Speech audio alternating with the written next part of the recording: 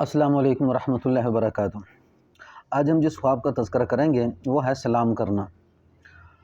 اگر ہم خواب میں سلام کرتا ہوا کسی کو دیکھیں تو اس کی تعبیر کیا ہے؟ ویڈیو شروع کرنے سے پہلے اگر آپ چینل پر نئے ہیں تو چینل کو سبسکرائب کر دیں، بیل آئیکن کے بٹن کو دبا دیں تاکہ آئندہ آنے والی ویڈیو میری آپ تک پہنچتی رہے۔ حضرت ابن سیرین رحمۃ اللہ علیہ فرماتے ہیں کہ اگر خواب میں دیکھے کسی دوست نے اس کو سلام کیا ہے تو دلیل ہے کہ وہ دوست اس سے خوشی دیکھے گا، اگر دیکھے کہ کسی دشمن نے اس کو سلام کیا ہے دلیل ہے کہ وہ دشمن اس کا دوست ہو جائے گا۔ اگر دیکھے کہ کسی نامعلوم شخص نے اس کو سلام کیا ہے کہ جس کو نہ دیکھا تھا تو دلیل ہے کہ کوئی مسافر اس کا دوست اور آشنا بنے گا۔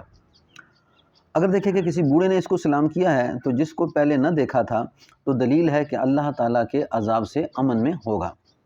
اگر دیکھے کسی آشنا بوڑھے سے اس نے سلام کیا ہے تو دلیل ہے کہ خوبصورت عورت کرے گا۔